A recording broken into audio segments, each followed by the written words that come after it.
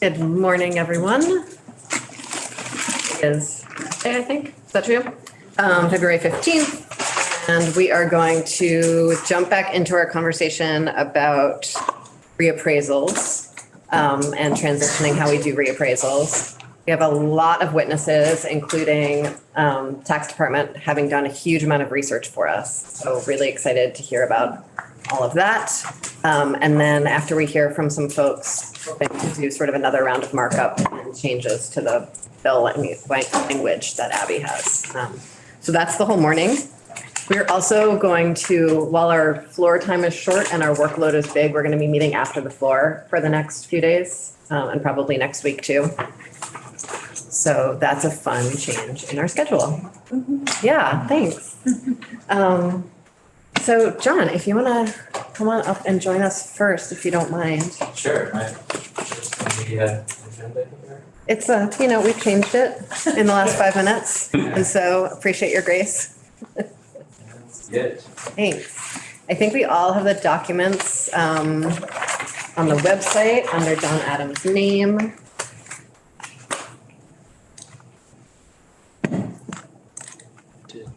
Pull together some slides here. Thank you.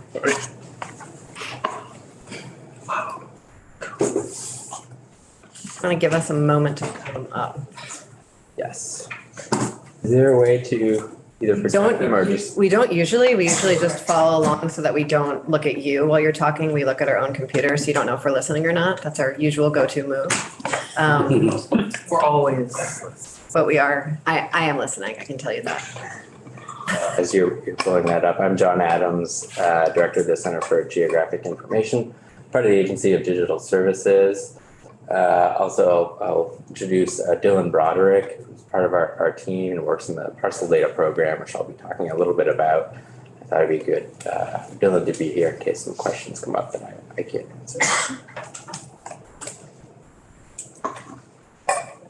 And when we heard a presentation from Joe Minicozy 2 weeks ago, you sent me some sort of similar visuals that I sent to a couple people on the committee, just saying that in an effort to link multiple conversations into one for folks. Floor is yours. If you have those slides in front of you, if you go to the next one, I thought give you just a very quick overview of what we do, maybe some of the data that we manage that would be helpful in reappraisals, and then focus in a little bit on our parcel data program, which may be more directly applicable, and maybe there are some lessons learned from what we've done or other parts of information that you may be curious about that we'd be happy to dive into. So fundamentally, what we do is we build, this is sort of a summary of our chapter and statute, which outlines our duties that I've boiled down to sort of 3 buckets. We manage some foundational data sets that everyone uses sort of to derive and build other data sets in terms of how we map the state. We lead the development. We coordinate our geographic information system. So working with folks in other agencies like Agency of Natural Resources and Transportation and E911, make sure we're all working together, that we don't have duplication of efforts, and that we're managing things so that they can be brought together and used all in a similar fashion or system. And then we empower data visualization and data access. That involves doing things like making interactive maps, making this data available for the public, making it easier to use, doing things like trainings and meeting with folks and explaining how this stuff can be used. If you go to the next slide here, our example of 3 of our core programs that we manage. One is elevation data. Another is imagery. So we fly ortho aerial imagery for the state. And the other big one is parcel data. The next slide here, if we go back, it should have 1992 at the top of it. This is just going back to when we were our first year in existence.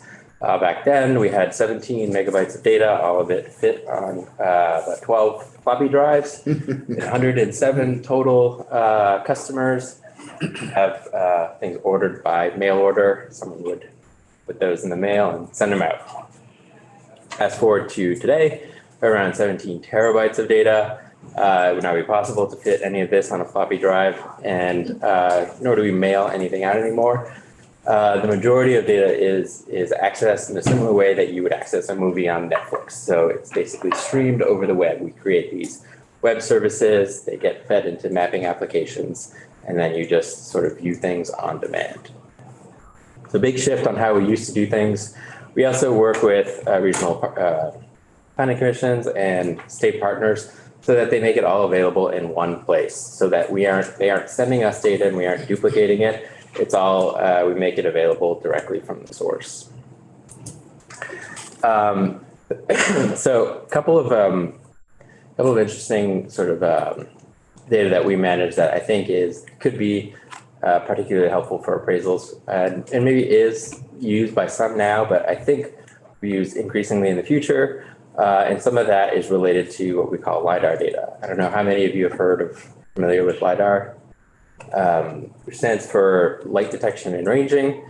So essentially what we use is we have planes that have these sensors and they send out a laser pulse, kind of like a bat with echolocations, and we get a signal back, and we get sort of first returns at the top of the trees until it hits the bottom of the earth, and then we can process that into a number of, or that comes back as a point cloud. If you go to the next slide that says point clouds, you're looking at a raw point cloud. Right in the foreground, you have National Life in the background, where we are in the State House there. And from that, we create these derivatives. So in the next slide, you'll see where we've separated the trees and the buildings from the terrain, the bare earth. And it lets us do lots of incredible and powerful things like this, which allow us to model water or collect land use or roof extractions. So on our next slide, you'll see how we take, working with the Spatial Analysis Lab at UVM, which is a national leader in this. They'll take our imagery, our LiDAR, from that create, extract land cover, and from that they can do building footprint and roof facet extraction.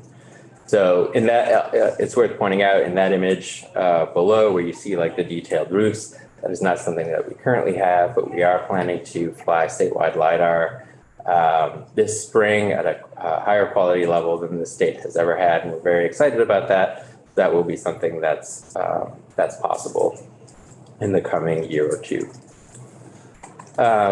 And then we can bring that in with the next slide, just as an example of sort of our floodplains and our buildings in it, which effectively what we're doing is we're creating a digital model of the state of Vermont. So you can then bring in or ask questions like, is something in a floodplain, or where is this in relation to, any other questions you may have.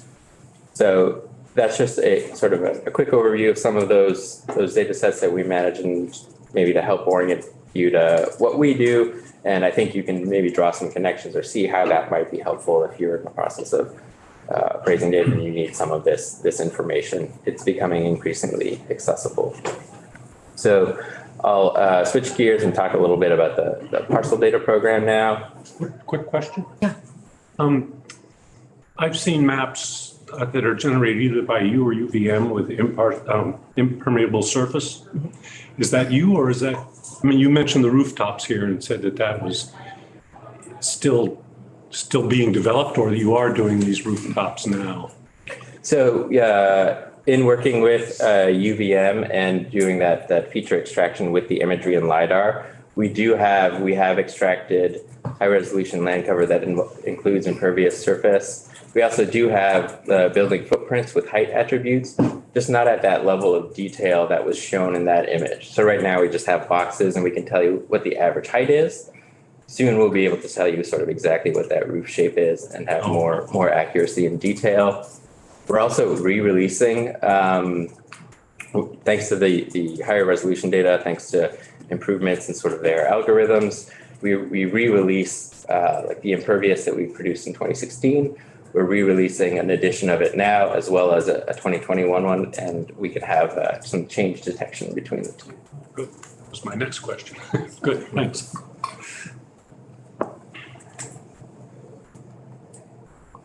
So our parcel data program. Start off very quickly with what is parcel data. Effectively, if you think of the grand list and you think of the geography of our boundary lines. We join those together. So you join that table with the geography, and that gives you parcel data, which you can then select a parcel, and that'll give you the ownership information that is in the grand list. I'll just clarify that it is not, it's not survey grade data. It's not exact locations of property. You can think of it more as an index of where property ownership is. The next slide will show you, one way to access it, a very popular way, which is our parcel data viewer. If you click that link, it should take you to the viewer, and from there you can go to any part of the state. You'll see the parcel data overlaid on top of our aerial imagery, and then you can access some of that information. On the right, we have our parcel status application, which is more used by ourselves and for municipalities, and it just tells us, what's the status of parcel data in your municipality. If you go to the next slide, you'll see in terms of use of parcel data and tools. So before I talked about how to access via our web services like Netflix, and that makes it possible for things, different tools, like you may be familiar with the ANR Atlas or the E911 viewer. All of these different agencies and applications are pulling from the same data source. So we update it in one place. Everyone is pulling from that. And you can see the usage of it has really been incredible. It's by far our top requested data set. There was a year where that wasn't the case, where we also managed COVID data, which COVID data surpassed the demand for parcel data. But as of last year, parcel data retook the #1 spot as the most popular requested data. In 1 year, we have about over 86 million server requests. So that means someone asking, who owns this parcel? That's happened at least last year around 86 million times. So very heavily used. The next slide shows our parcel program status and a little bit of the history. So The 86 million, is that a few people use it thousands and thousands and thousands of times? Like, do you have a sense of how many unique uses there are? we have around 80,000 users as far as we can tell. And a lot of people are using it. But It's like constantly. Yeah. Okay. Thanks. The parcel program status slide, that shows a little bit of the history, which I think is interesting. It is started in, it goes back to before 2018 or 2017 when this started leading up to it. But during those years, we didn't have statewide parcel data. So we got together with state agencies and partners, had a project where we said, okay, the state will pay to create a baseline of statewide parcel data that meets a certain standard. That was a great process. It worked a lot with municipalities and tried to design something that would have their buy-in, and working with, I think, 10 different vendors and trying to prioritize folks that people already worked with, maintaining those relationships that they found valuable. We were able to create a system that over 3 phases built out statewide parcel data that met all the same standard. From there, we've starting in early 2020, we started our maintenance process, which was an interesting time to try to start that, as we had a pandemic starting shortly afterwards, which certainly made things more difficult. But from there, we've gone on to our maintenance phase, which is essentially an ongoing voluntary process. You go to the next slide, you'll see sort of the... Wait 1 second. Before we go to the next slide, I was just curious, on the left-hand side of the slide, it says active, inactive, and unmatched parcels. Could you talk a little bit about what is an inactive parcel and what's an unmatched parcel? Yes, and I have a slide that will get into inactives and unmatched in just a few slides. So maybe I can wait until then. Okay, great. In terms of our maintenance system, you see this slide outlines our sort of shared responsibility model. And we have 3 types of towns that we sort of think of. Type 1 is towns that contract with a map vendor to keep their tax maps updated, which is 85% of towns. Type 2 is towns that maintain their own, which is only 10 towns, typically some of our larger towns, or it could be a smaller town that has someone who's very into this and just happens to do it. And then the type 3 are towns that do not contract with anyone or have no updates. And you can imagine there are some very, very, very small towns that have essentially no changes. So it's not surprising that there's no efforts done there to maintain their map data. So for those towns, we do try to take whatever available sources we have, including our land survey library, work with the town to make a few updates. But in terms of the other towns, we reach out to them, we rely on them to submit data to us, and then we'll check it, convert it into certain formats and ways that we need it, and then integrate it into the state data. So 89% of towns are maintaining data themselves or with a vendor. I'm on the next slide here. And 68% have submitted data to the program. It means around 32% have not submitted an update. This is pretty remarkable considering this is a voluntary system from municipalities. They do not have to submit data to us. However, there are still those 30% of towns or so that are maintaining it, but we aren't able to get that data from them for various reasons. So that is a bit of a challenge that we are sort of trying to focus on now. You know, we don't want to duplicate any of the efforts. If the town is paying to update or maintain data, we don't want to go in there and try to redo that. Are those various reasons technology or politics or? I think there's a diversity of reasons. You know, municipalities, I think the average size of a municipality in Vermont is between 12 and 1,300 people, right? Pretty small municipalities. They have a lot of responsibilities, a lot of things to do. A lot of times we're dealing with folks that are there on a volunteer basis.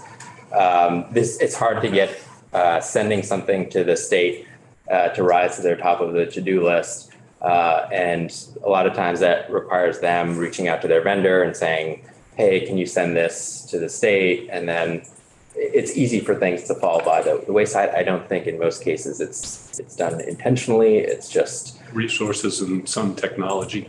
Right. And then some vendors, as we get further away from the program, municipalities may start to manage things in slightly different ways, and then that'll require another little change that the vendor will need to do to get it to us. So little things can trip things up, and we're trying to troubleshoot that. There are certainly, you know, a very small number. It may only be one or two that are like, we want nothing to do with you, and are you know, do not want the state to have their data. But that is that is not typical, or hasn't been typical in our experience. Most are very, you know, cooperative, and it's not because they don't want to. It's just that they've got a lot to do, and this isn't something that they're required to do, so it can fall by the wayside. We've also remembered that we started this during a pandemic, so it was hard to build some of those relationships in person, and we couldn't go to some offices. And I think, you know, the more we get out there, hopefully we can bump this participation rate up. So if we go to the next slide on data quality challenges, this gets at the question of, you know, what is an inactive parcel? So if you remember, our definition of parcel in Vermont is a bit unique or different than a lot of other places, and it's all contiguous land in the same ownership.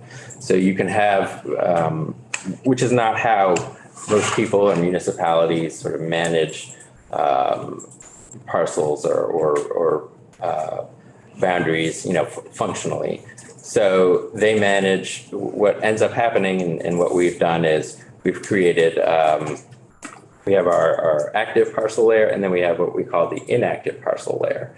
So municipalities will manage a sort of a separate map of let's say you were to subdivide a property, right? Technically, for our definition, if we follow our definition, the property isn't subdivided until there's a transfer, right? So you've got a large parcel, and then as soon as there's a transfer, then there's a lot that gets created, and then there's another transfer, and then there's another lot that gets created. Well, the municipality wants to see the entire subdivision, and be aware of where there are actual lot boundaries. If they're managing setbacks and their zoning, they're going from those property lines, not if you have property in contiguous ownership, it doesn't erase those lines for them.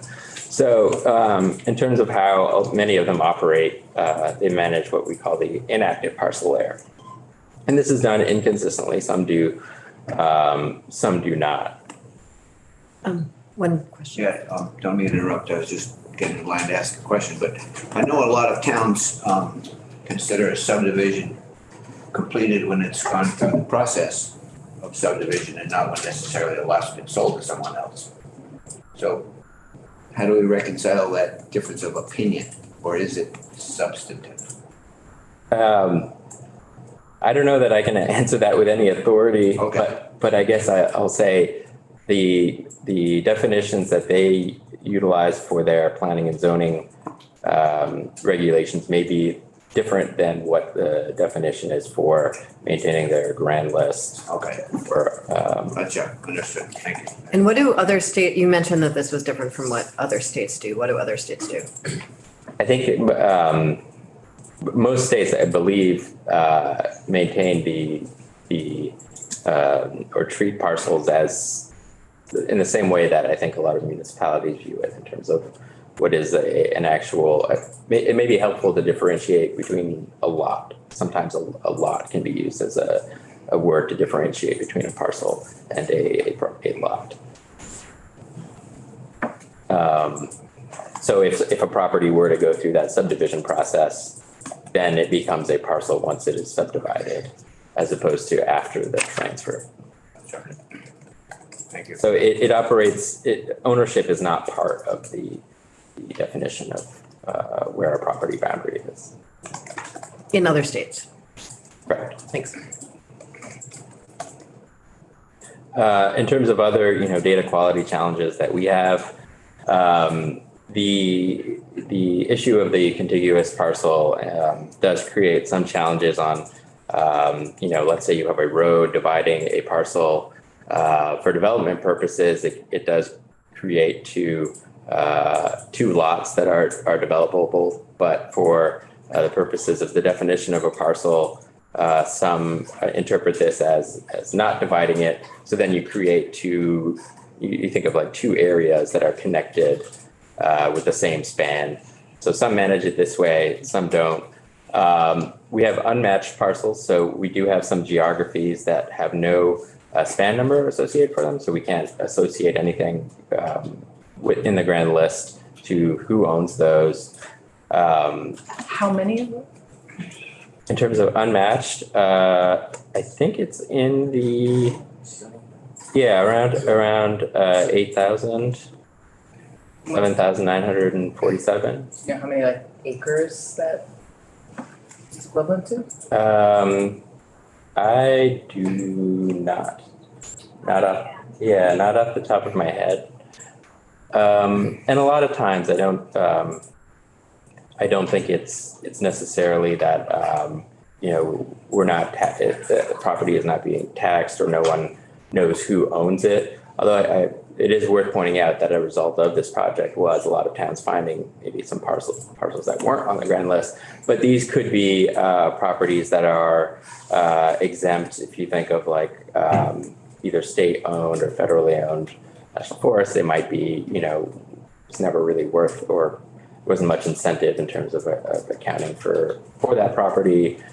So it might have been left off for that reason, or I'm not trying to suggest here that there are all of these parcels that people have erased from the grand list for any various reason or anything like that.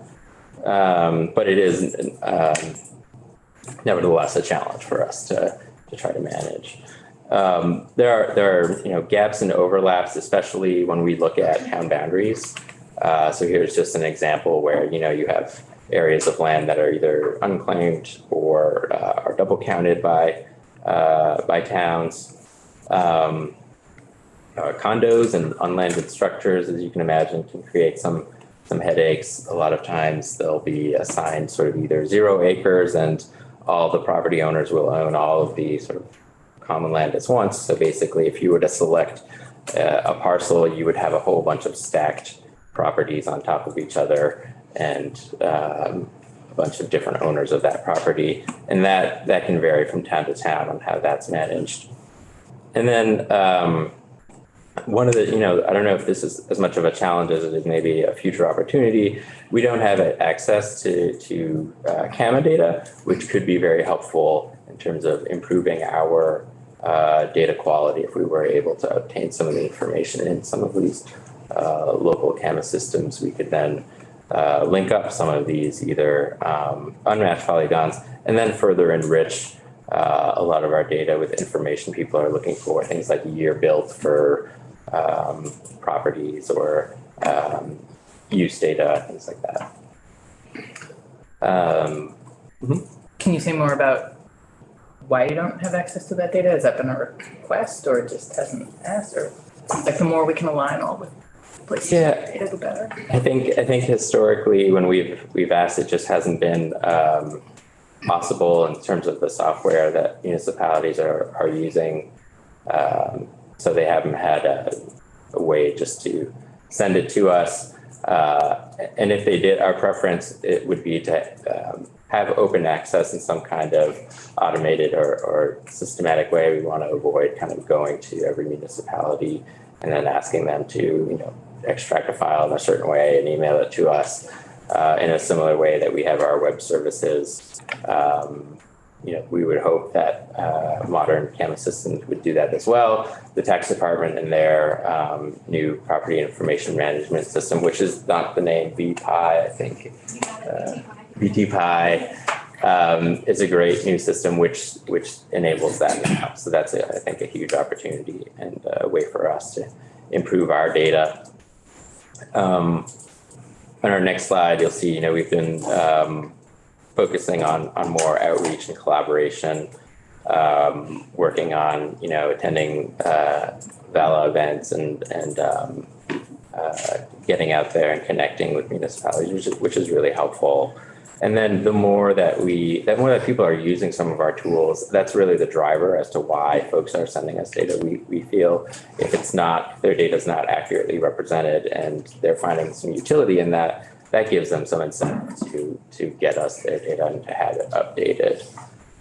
And then we think that should increase, as we look at new uses of parcel data and tools. The tax department's VTPI system has integrated a parcel viewer within that system, so people will be seeing that data and hopefully they will want that, reflect the best and most accurate data and will lead to changes and more participation in the program.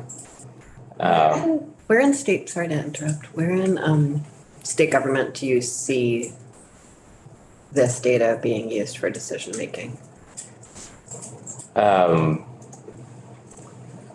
More or less, sort of everywhere. Some of it's hard to quantify. As we mentioned, we have 80,000 users, and we see the traffic, but we don't get to ask those folks.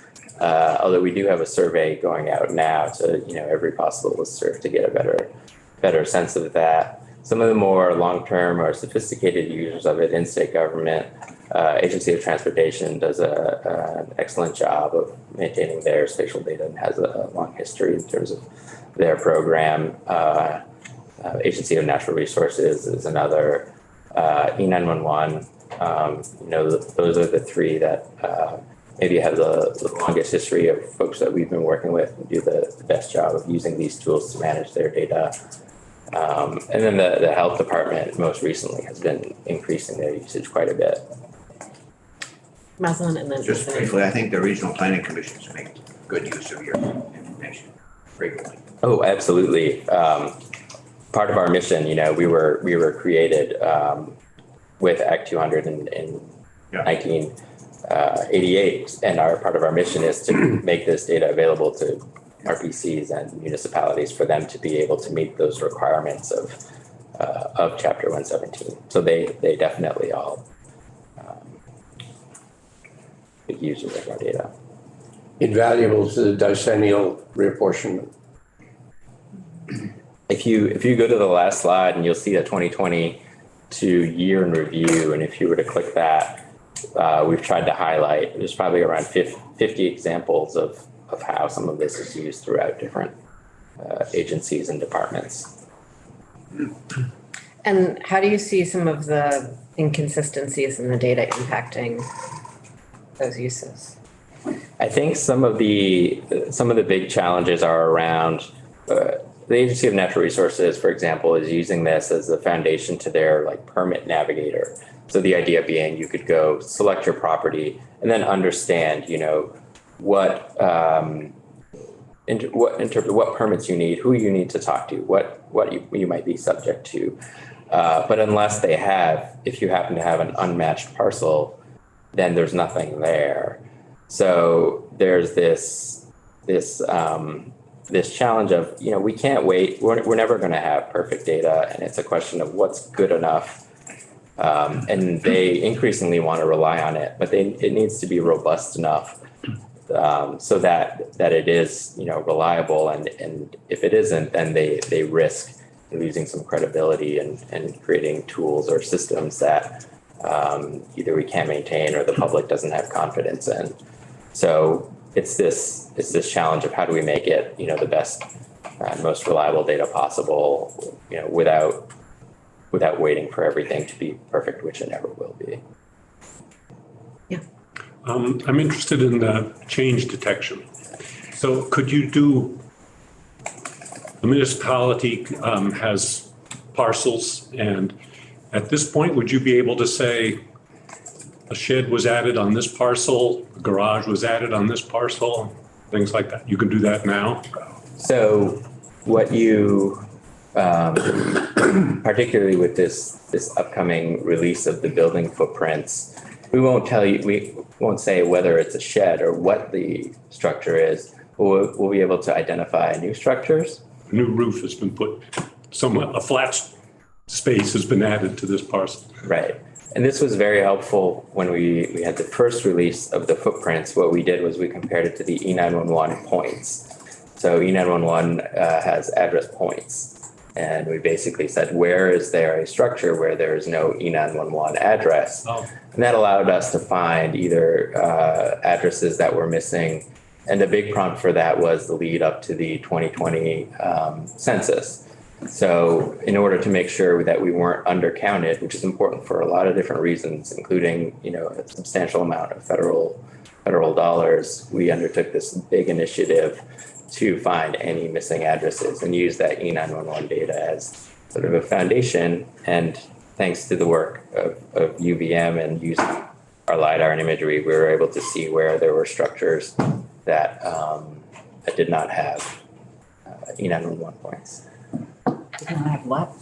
That we didn't have addresses for. So we were saying, there's a building there, there's no address. Did we miss it? Is it just a shed? And that was very helpful. Anything else you want to share with us? Really appreciate you being here. No, I'm happy to, any follow-up, any questions you have, feel free to reach out. Thank you. Really appreciate it. As we sort of get closer to what a final product might look like on this bill, we might want to sort of send it and see if you have any final thoughts. Because I think a lot of what we're doing is trying to connect some systems to sort of strengthen overall data in the state. So I appreciate you coming in. Great, thank you. Thank you.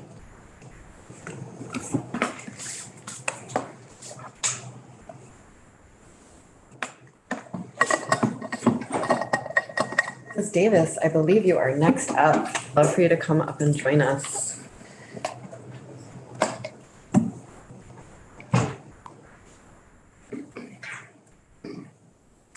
So we're talking about strengthening our reappraisal system statewide, and have had some conversations around sort of inconsistencies from town to town, and thought you might have something to share with us to sort of illuminate what the impact of some of those inconsistencies might be.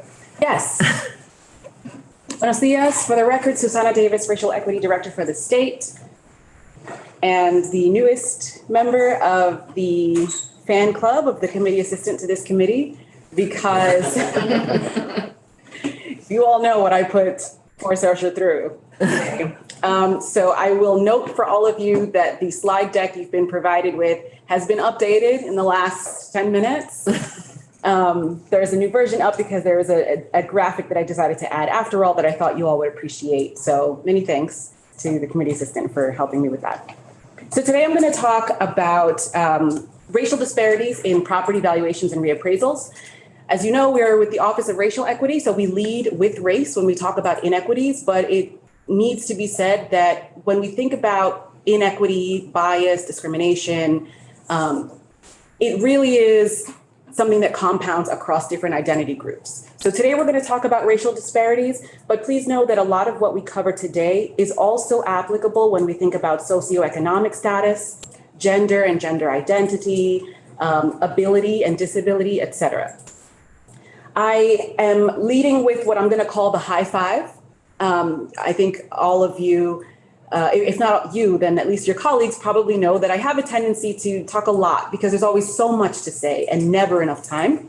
So I'm going to lead with the 5 takeaways that I would like you to take from today's discussion. And those are as follows. Number 1, there are clear, marked, observable, documented, quantifiable disparities in over and undervaluation of properties across the country, including in Vermont. Number 2, property tax is a big deal, particularly for localities. Number 3, there is a homeownership gap in Vermont that runs on race lines.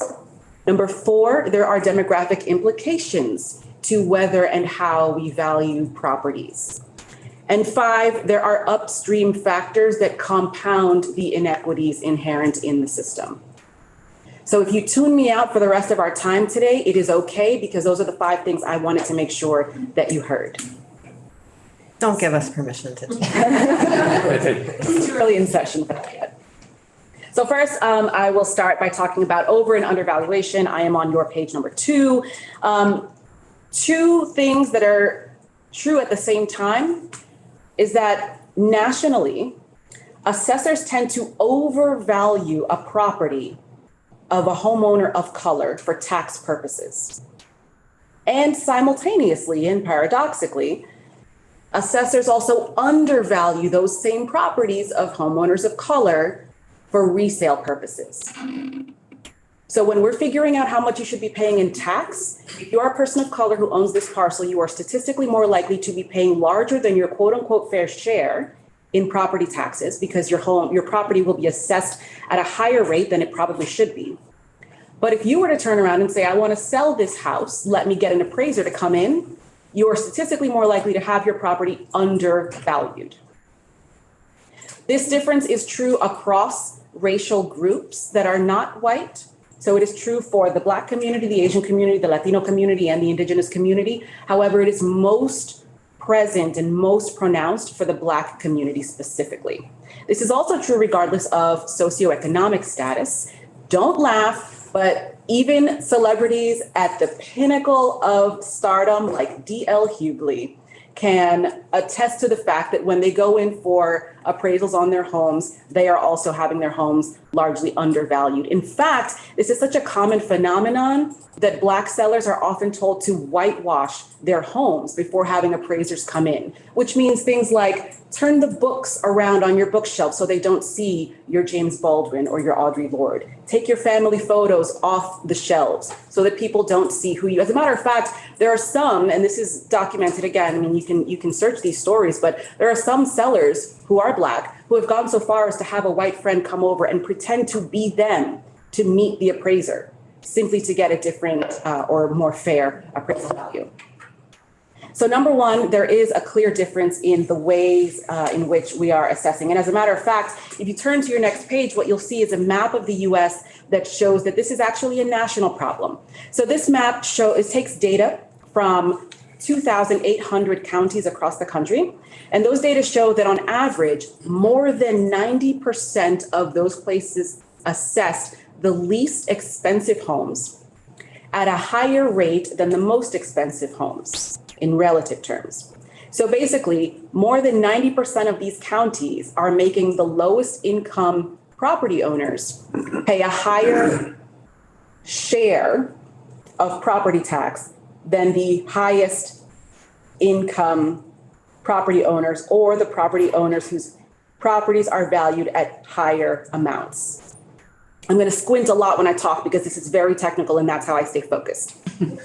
As a matter of fact, in 24% of those counties, so almost a quarter, the lowest value homes were assessed at more than twice as high in relative terms than the most expensive homes. So it's a little bit tough to see. I was going to zoom it in for you, but I realize this committee does not do screen sharing. But if you were to zoom in and look at Vermont, you'll see that Vermont, the entirety of the state, almost the entirety of the state, falls within that cluster of having a disparity in overvaluation of homes that are in the lowest tier of earnings or actual value. I'll pause here for questions.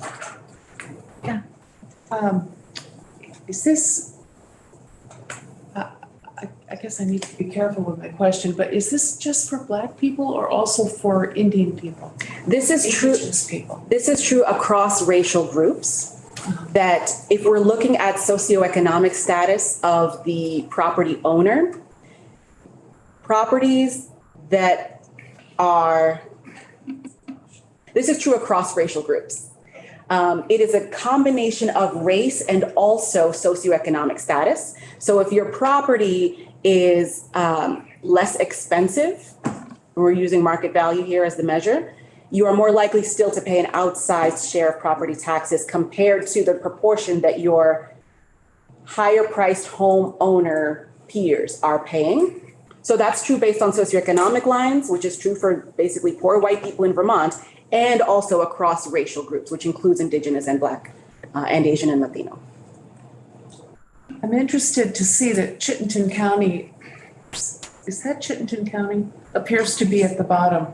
The lightest blue is the bottom, right? The lightest blue indicates that it's closer to a 1-to-1 ratio, indicating that it's a little bit, the proportion is a little bit more even between lowest value homes and highest value homes. So towards the purple and towards the red is where you don't want to be, because that indicates that the proportion, the outsized, I apologize, I'm not a math brain, this is hard for me. It indicates that the share of property taxes that lower value property owners are paying is that much higher than it should be. Yeah, thank you. Can I just repeat back what I think you're saying? So if I have a lower value home, it's more likely to, or in many cases, it's overvalued. And if I, versus a higher value home might be undervalued. And so that big home is paying maybe less of its share of. Correct.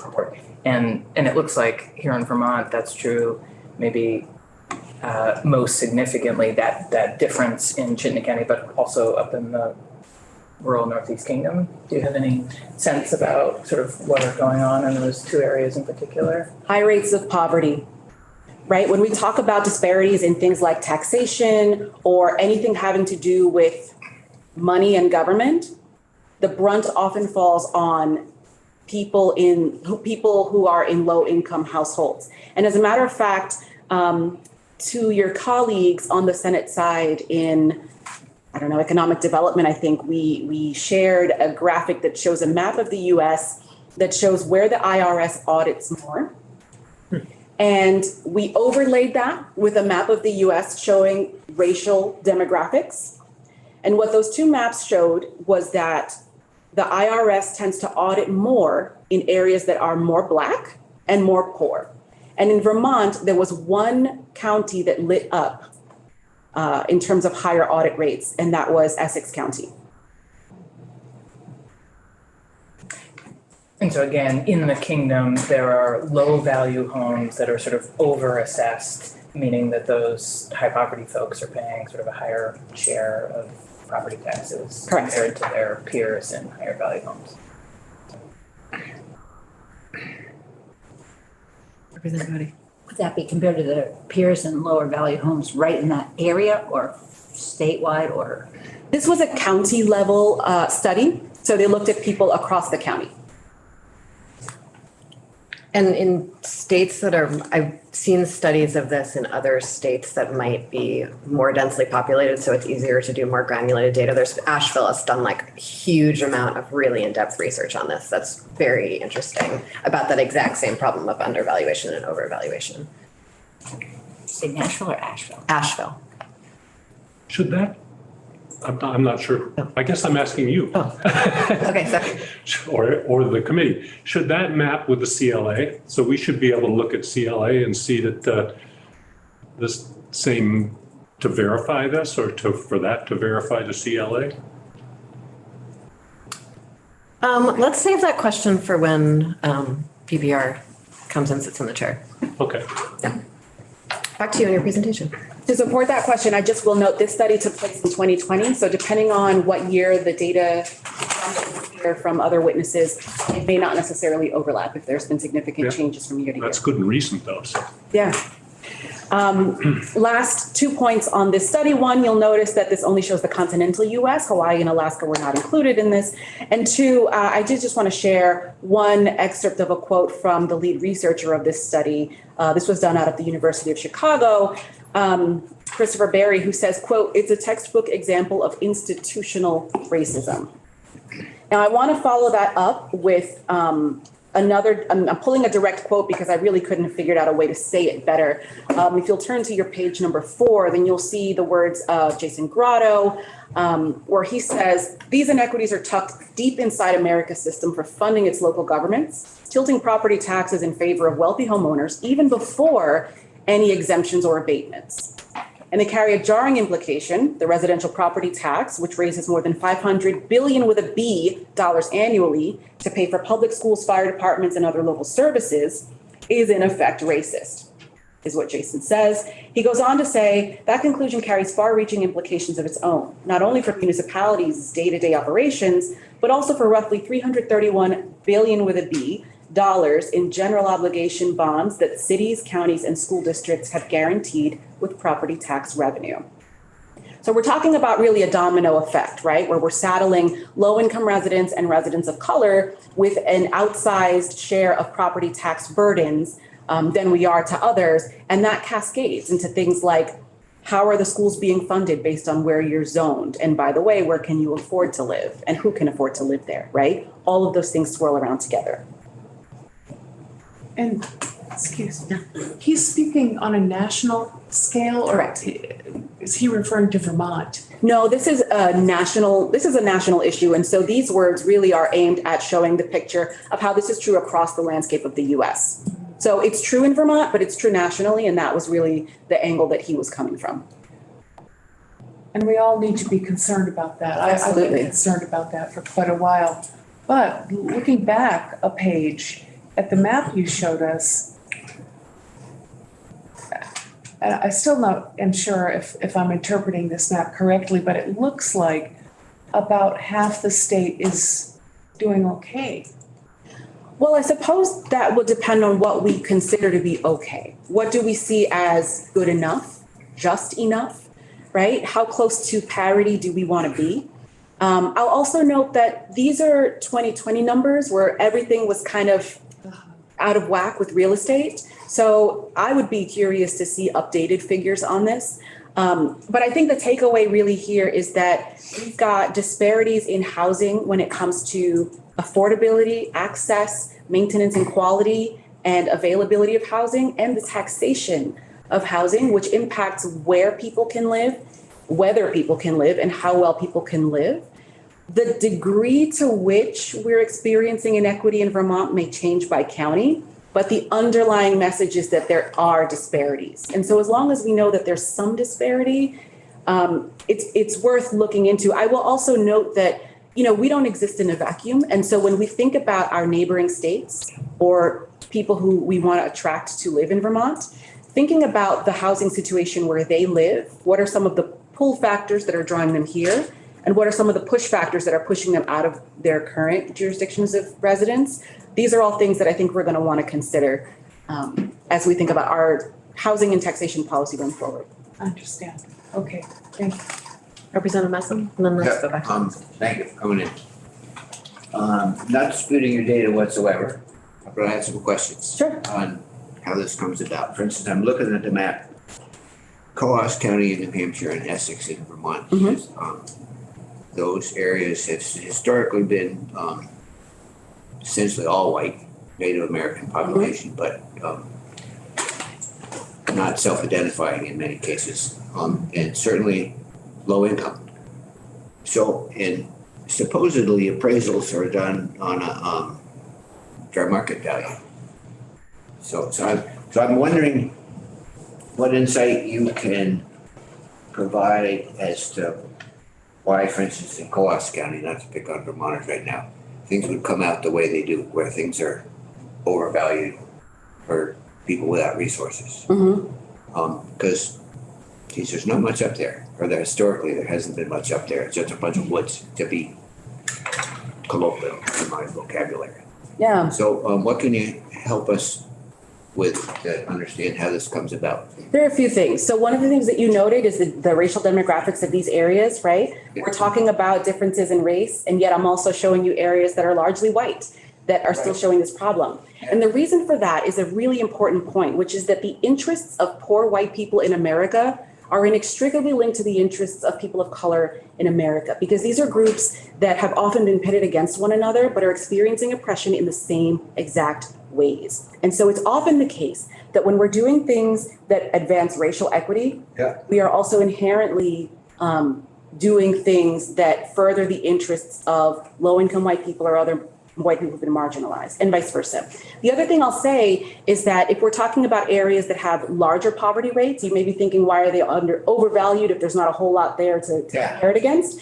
And, you know, another thing to keep in mind here is that a lot of times, and I'm not saying this is the case in Vermont, but it is the case in many places in the country, that municipalities will keep these rates inflated to recuperate any lost costs. For example, Great Recession. We saw this for the few years following the so-called Great Recession, that a lot of municipalities kept these artificially high rates, particularly because they needed to inflate their revenues that had been lost. So that's one thing. Again, I'm not insinuating that any towns in Vermont are doing that, but it's done somewhere. I mean, I heard similar thing on NPR within the last week in broader terms, what you're saying. So I'm surprised, but I'm not surprised. Thank you. Two more, and then we need to hear from Susanna on her original agenda. Representative Sims, Representative Taylor. I was just gonna say that as someone who's knocked on doors in a lot of those communities and gone down a lot of dirt roads, we have more than just woods. And you'd actually be surprised at some of the diversity. So, you know, I was just being a smart ass for the day. and can really understand that, like, you know, down some of our dirt roads, we have some really high value properties that I can understand may not be fully appraised at their value. Okay, good point. So an appraiser comes on a piece of property, and I'm trying to figure out with the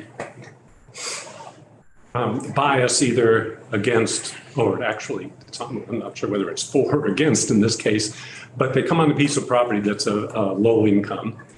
And you're saying that they're appraising it higher than its fair market value. What is that attributable to some bias in terms of the assessor, or is it because of the tools that they're using? Both.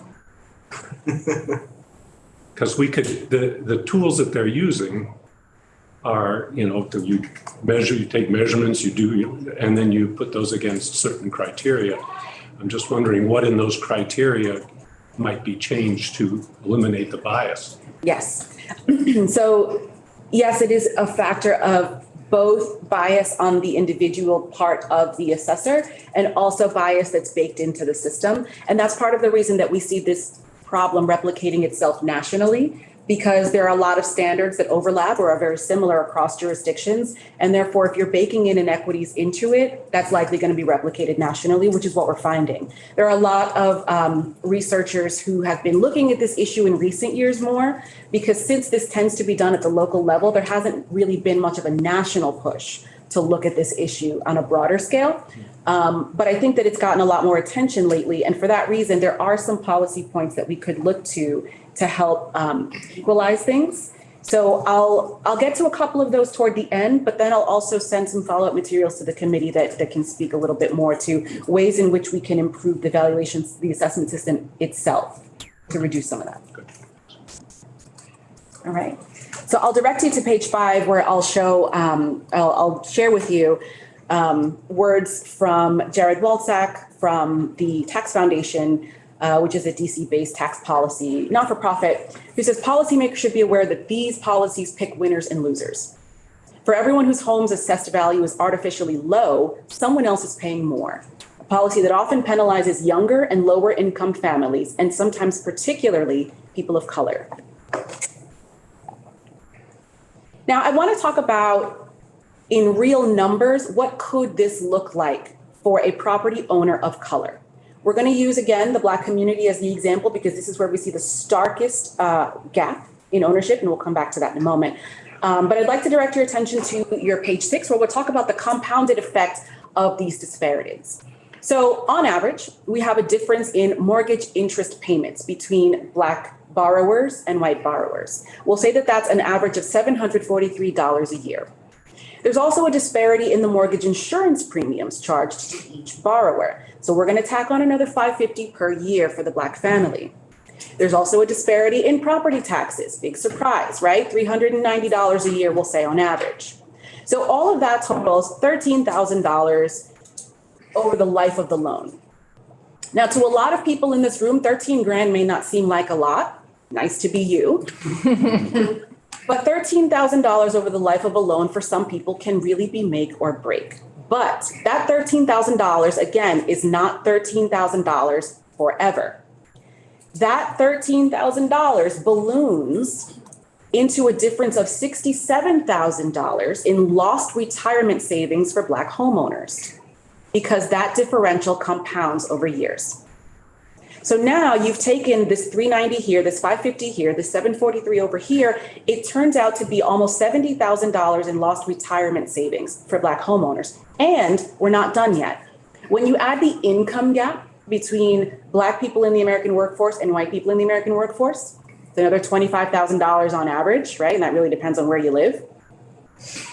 Add the income gap to that, and that's really going to compound all of the numbers we're talking about. And in fact, I'm going to quote a study led by Michelle Aronowitz. It's called The Unequal Cost of Black Homeownership. It was conducted in 2020. They say if we eliminate these extra costs paid by African Americans, the $130,000 Black-white gap in liquid savings at retirement would drop by half. We are not done yet. All of this we're going to take and we're going to wrap it in the fact that this is probably an undercounted estimate, because what it doesn't include is things like penalties for delinquency or default in all of these higher costs. So if a Black borrower and a white borrower are similarly situated, the Black borrower is still more likely to be given a higher interest rate on the mortgage, have a higher payment on the mortgage, have a higher premium for insurance, and on top of it, earn less, be able to save less, and be more likely to default, miss payments that will result in more financial penalties, not to mention the hit to your credit score. So what I'm trying to demonstrate here is the balloon effect, the domino effect that happens in a person's financial picture when we talk about differences in tax rates and other related factors. Yeah. Why is the mortgage interest so much higher? Listen, that's what we've been asking for decades. Say, you get your interest based on your credit score and, yes, how much you're paying for the house and all this and that. Mm-hmm. And we have acts in place that prevent discrimination based on race. On paper, yes. It's a great question. So one, yes, on paper, racial discrimination in lending is illegal. It is still done. It is done all the time. We know that Wells Fargo was targeting Black faith leaders to get Black parishioners and congregants involved in predatory home loans, right? They had a name for it. I forget what it was, but I just remember it was super offensive. But it was their little covert program to get more Black people into predatory loans, right? Also, credit scores are a scam. They were invented in 1983. My generation is the guinea pig generation growing up with it for the first time.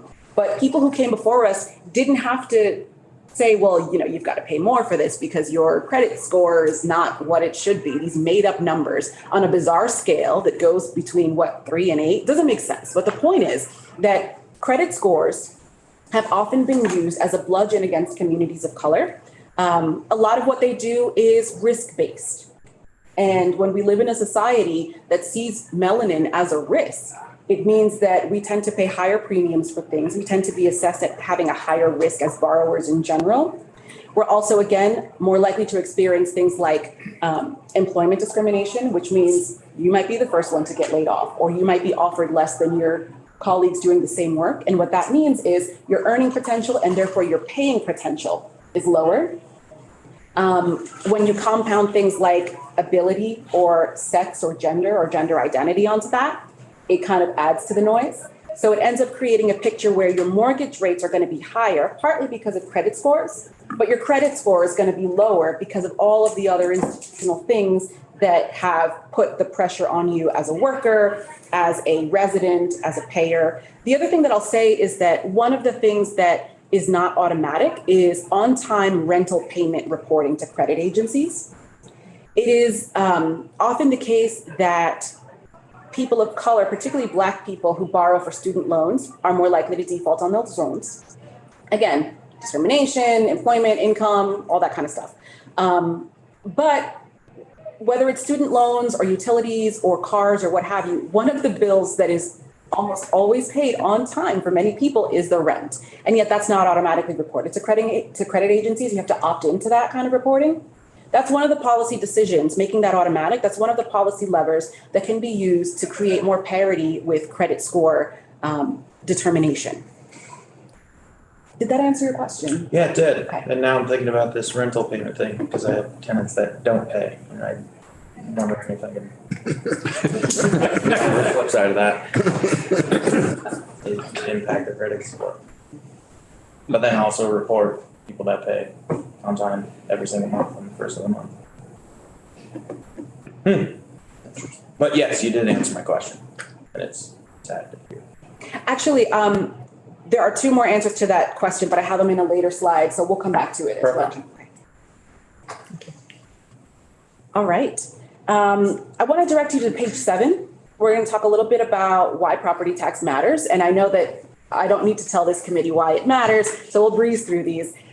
We know that in general, in the United States, property tax is the largest portion of a municipality's revenue. And at the state level, generally in this country, at the state level, property taxes account for only about 1% of the state's own source revenue. However, Vermont, in many things, is a leader nationally, and in this we are too. In 2019, Vermont as a state saw 25% of its own source revenue coming from property tax valuation. It was the highest in the country. And for reference, the second highest was a tie between New Hampshire and Washington at 9%. Well, that's because we pay for education at the Correct. state level rather than at the local level. Like Correct, yes. The education funding really is what drove that up. So aside from Vermont, because of that, generally speaking, property tax revenue is huge for localities, not so much for states.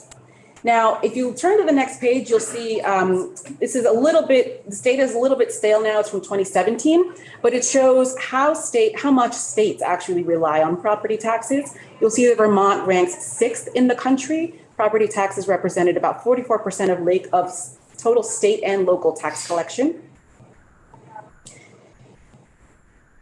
That was 2017. If you look to the next page, you'll see that number has been updated a little bit to 2019. We're now in the 20 to 30% bucket, or rather we were in 2019.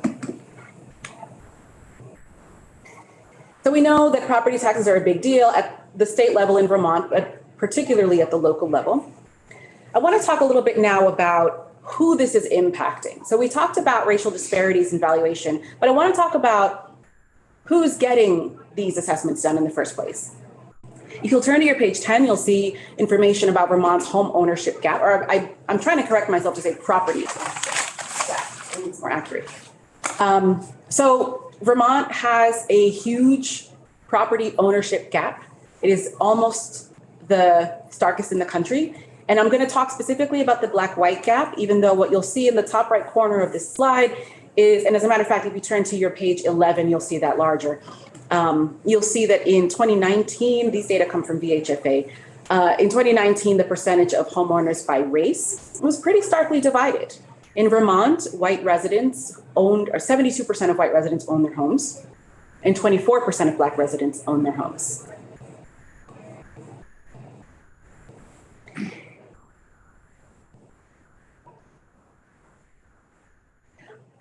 But that's just kind of a snapshot, right? That's a point in time.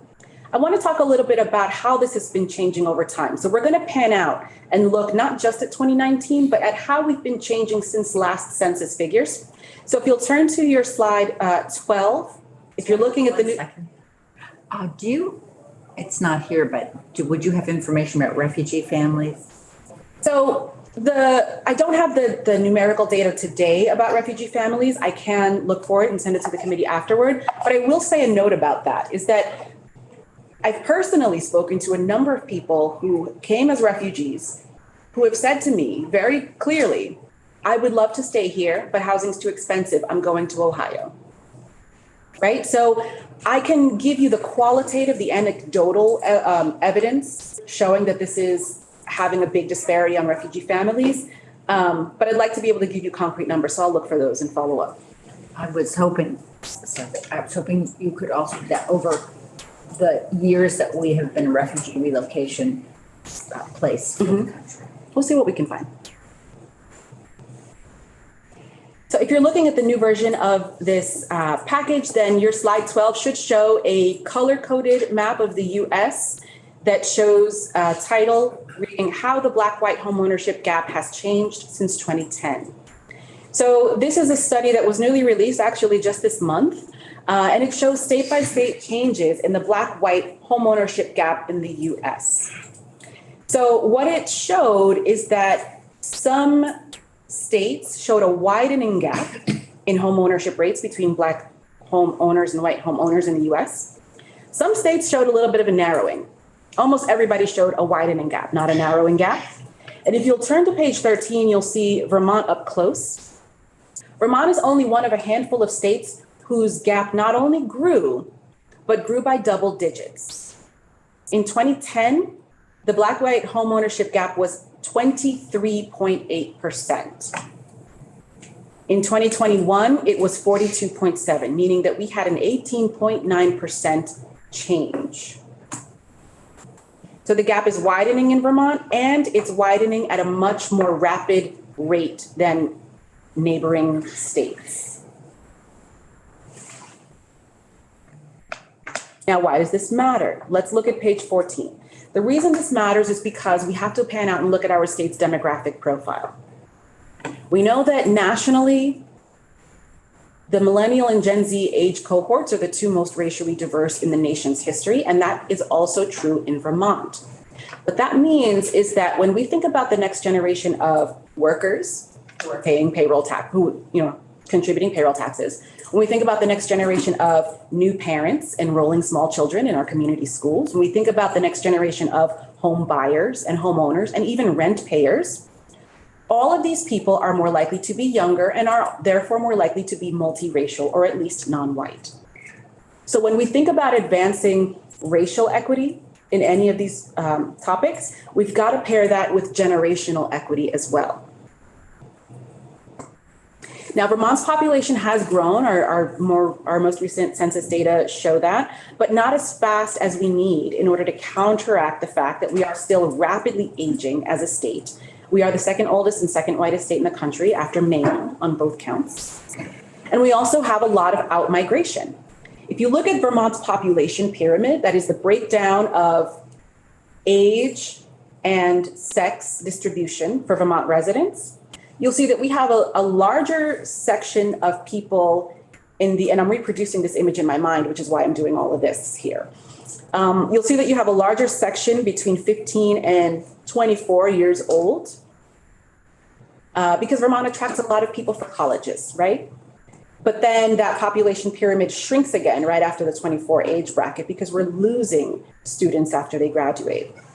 So thinking about college enrollment, college graduation, home ownership, new worker, new parent, all of those things, we're looking at people who are more likely to be part, salud, of a particular age group, and also looking at people who are more likely to be of color, which means likely to be subjected to harsher penalties in the justice system, harsher penalties in education, or subject to, well, we'll get to all that. Point is, there are demographic implications to what we're talking about. Who can afford to live in Vermont?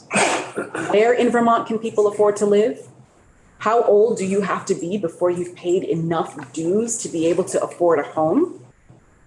I am tickled with laughter and tragedy every time I hear an older adult tell me, well, in 1971, I bought my house for $17,000 and I managed my money. Well, let's plug that into the inflation calculator. You paid 17 G's for that house in 1971. You should be charging 192 for it today. I made that up. I'm not a math person. Nobody check me on that.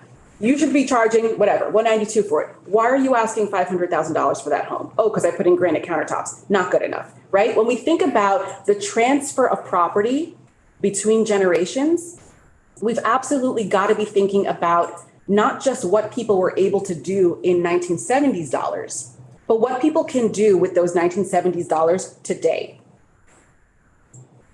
At my most recent academic graduation, we heard from one of the benefactors of the institution who went on to tell us about how the tuition in his day was a whopping $6,000 a semester. And they struggled, but they made it work. And now he's at the place where he can sponsor tables at those kinds of events. And just thinking about the contrast between those rates and today's rates. The people whose homes are more likely to be assessed, overvalued or undervalued, are also likely the same people who are more likely to have been saddled with higher borrower interest rates for student loans, home loans, more likely to be evicted or foreclosed on, more likely to be having to pay what is often referred to as the black tax, where life is more expensive for you because all of these things are harder, more likely to be zoned in an area that has substandard schools, more likely to be zoned in an area where perhaps public safety means something different for them. So we have to think about, for whom are we planning in Vermont? Is it for the people who are currently here and who currently own land, which, by the way, was stolen from Indigenous people? Or are we planning for future residents, future parents, students, workers, et cetera? So the decisions that we're making today are not just to appease the people who own land and who think they're the only ones who have skin in the game because they own land. The decisions we're making today are setting us up for 10 years down the line. Are we going to look at a color-coded map and see an even bigger gap in home ownership? So I'm going to close out by talking a little bit about those upstream factors I mentioned earlier. We know that upstream inequities make affording the valuations even harder. We talked about educational attainment disparities, zoning bias that underfunds certain schools. We talked about employment discrimination that creates lower incomes. And again, add age, add gender, add all of these other things to that. We talked about the fact that the building of intergenerational wealth looks different for different people. We know, for example, those who have inherited their homes are in a very different financial and housing situation than those who could not inherit a home. Eviction and foreclosure rates also make it more likely for certain families to lose their homes rather than others. And picking up the pieces again takes more than a couple of months. That takes a generation or two. So I want to just talk a little bit about some of the other factors, and this might get at your question again about mortgage rates. We know that mortgage pricing tends to be risk-based. That tends to punish people who are oppressed for being oppressed, right? You are a higher risk because you live or want to live in this neighborhood, which we've deemed high crime because we choose to over-police it because there's brown people there, right? So now I'm paying a higher rate on mortgage because of how the people in the neighborhood look.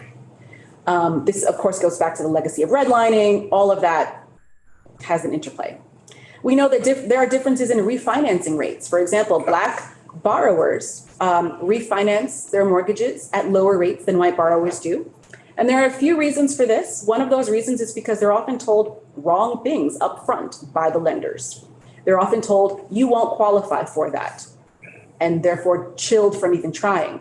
The other really big piece of that is higher rejection rates during the refinance process. So it's not so much that Black borrowers are not wanting to do it, but it's either that they're discouraged or, more likely, rejected at much higher rates.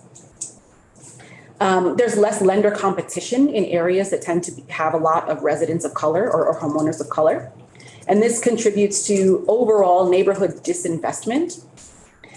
And we also know that overall, our state also is experiencing a real housing crisis. It's not just about having an aging housing stock. It's also about the fact that there are too few units available. We know that the so-called starter home is really coveted in this state. We have a lot of older adults who may want to downsize but can't find places into which to downsize. And that also puts pressure on newer or younger buyers who may be looking for something that's within their level of affordability. According to the VHFA, Vermont is going to need about another 40,000 new housing units by 2030. Thank you for all this, the data and the stories, and about how all the layers stack to oppress certain people and lead to huge inequities. I guess I'm curious, as we're thinking about a bill that looks at reimagining how we conduct the reappraisal process in the state, do you see opportunities to improve that, to address some of the bias and racism built into how we currently evaluate property now? Yeah. So again, I will follow up with some more written materials on strategies to do that so that you can see the sources as well, et cetera. But there are a few things that we can do, and it really has to be a multi-sectoral approach. Part of it is we've got to work with lending institutions because getting people into housing in the first place is a critical factor, right? It dictates where people live and therefore what property values we're even talking about. The second thing is when we think about valuation, one is this is something that's done. It's supposed to, property taxes are supposed to be an ad valorem tax, meaning they're supposed to be based on the actual value of the property. This is not done at the transaction. This is not done on the frequency of transactions. It's done at regular intervals, right? And so when you have an area that's not doing it on a regular basis, it creates jumps that are significantly larger over time. If you're going from 2020 to 2000 to the year 2020 and you haven't done one yet, then by the time that jump happens, it's probably going to be a real sticker shock to the owner. What that means is that it could put them in a situation of precarious finances if there's a jump that's that significant. So one thing that you could do is to do them a little bit more frequently so that you're able to adjust people more. The other thing is, of course, you've got to work out the individual bias, right? I understand that there's some sort of a certification system in Vermont for who's able to do this process. It may be a little bit loose from what I've heard. I'm not a fan of expanded government for no reason. I don't think that we need to add regulatory burdens if it's not necessary. But I do think that there needs to be a really clear understanding among people in the profession that the identity of the owner or cues that you can pick up about the identity of the owner cannot be a factor in your determinations. And a lot of the time, whether people realize it or not, they're incorporating these biases, whether they're positive or negative. The other thing is I know that a lot of it is formulaic. Well, this number of feet times this many dollars, et cetera, et cetera. And that may be true. However, this also can contribute to pattern matching. That is to say, we could be using a numerical formula, but if that formula has already been designed to privilege people who are more affluent and who therefore tend to be white or older or male, then it doesn't matter if you're measuring everybody against the same formula if the formula already penalizes certain people and privileges others. So I think looking at it in a more holistic way, looking at what some other jurisdictions have done could be helpful to giving us direction. Also, I'm going to go back to the lending side because it has really big implications here. target down payment assistance programs to first generation homebuyers. I know the VHFA already does that. Implementing special purpose credit programs. Again, I know that we have some products that are offered in the state that do that. We could expand those. We could incorporate positive rental payment history into mortgage underwriting so that people's credit worthiness can be a more accurate reflection of their, housing reliability. Also keeping in mind, who's new to the game and who's not.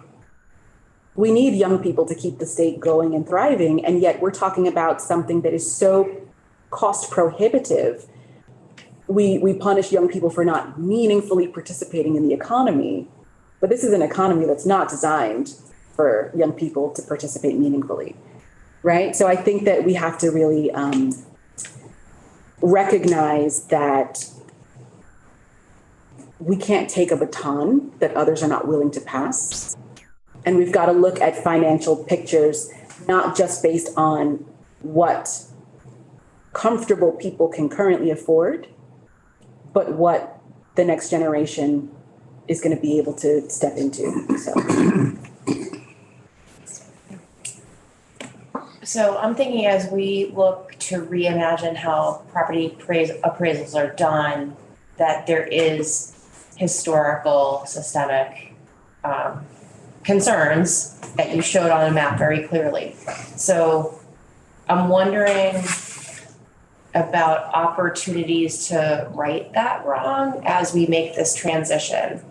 I know we always rely on, historical data to assess homes, but it's clear that that is perpetuating a problem. So I'm wondering if you have thoughts about how we might shift gears for that. I do, and they may not be the most helpful thoughts because they don't necessarily give you the most concrete action steps. I think that when we talk about righting wrongs, the most egregious wrong when it comes to land ownership and valuation is the fact that we're talking about unceded territory. And so what we're doing right now is thinking about how to make the downstream impacts of land theft more equitable. But what's not being discussed is land back. Did you say that word? I'm sorry. Land back, right? Land repatriation. So I think that if we really want to look at square zero, the conversation we need to be having is about the Indigenous community and everything that has flowed from settler culture, right? That is square zero. For those who are willing to start only from square one with the assumption that what we have remains in place and we're trying to make it more equitable, then at that point, I do think that there are ways that we could redo the formulas, the pacing, the certification mechanisms, or I should say standards. How often do we audit these systems? How often do we have, we do this, for example, with job testing, right? You have two people submit similar resumes. One has a name that sounds like a traditional white person's name. One has a name like mine. And then you go in and you do the testing and see how are people offering jobs or housing. I know Vermont Legal Aid was doing this for a long time in housing, et cetera. So do we do something like that for this kind of a system? Do we have municipal leaders participating in education about these disparities? How granular are we getting with these data? Are we coupling the tax data with the race data? Clearly someone is, because we have national studies being conducted on our behalf. How much of that legwork are we doing on our own? Et cetera, et cetera. Thank you so much. I really appreciate this. I think we've been very deep in the weeds on this conversation, and I think it's easy to lose track of why having strong, consistent leadership on collecting some of these data and making decisions is important. And you have absolutely, I think, refocused us on why we need to be paying attention to this. So thank you so much. Thank you very much. I will also add, our policy and research analyst is a phenomenal researcher. And if the committee would like any more data or any more exploration of the data, we would be happy to provide it. Just let us know and we'll be happy to add anything that you need. Thank you. We are going to take a break until 10:40. And